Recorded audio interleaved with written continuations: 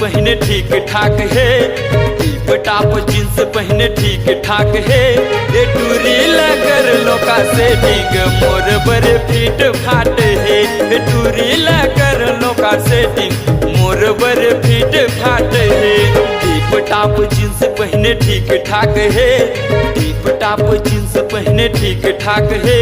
ये टूरी लगर लोका सेटिंग मोर बड़े फिट फाट है।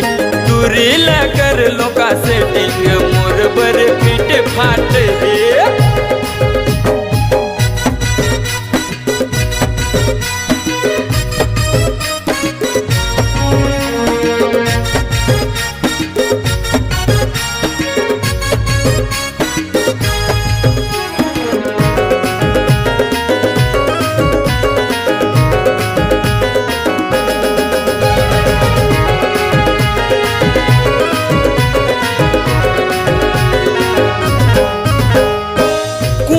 कंचन काया बदन देख के तोर बर वो आगे है मन।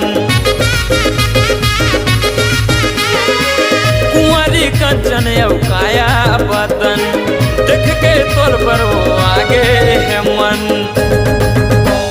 टीप टाप जींस पहने ठीक ठाक है, टीप टाप जींस पहने ठीक ठाक है। ये टूरी लगर लोका सेटिंग मोर बड़े फिट फाट है। टूरी लगर लोका सेटिंग मोर बड़े फिट फाट है।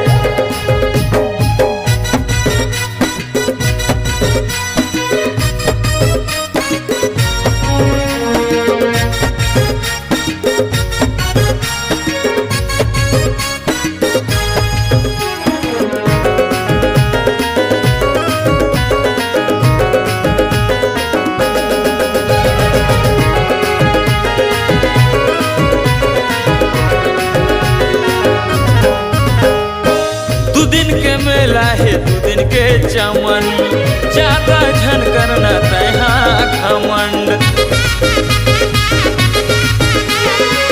2 दिन के मेला है 2 दिन के चमन ज्यादा झन करना तैहा घमंड। टीप टाप जींस पहने ठीक ठाक है, टीप टाप जींस पहने ठीक ठाक है।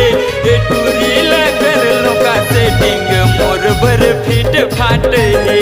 टूरी लगर लोका सेटिंग मोर बड़े फिट फाट है। टीप टाप जींस पहने ठीक ठाक है, टीप टाप जींस पहने ठीक ठाक है। ये टूरी लगर लोका सेटिंग मोर बड़े फिट फाट है। टूरी लगर लोका सेटिंग मोर बड़े फिट फाट है। टूरी लगर लोका सेटिंग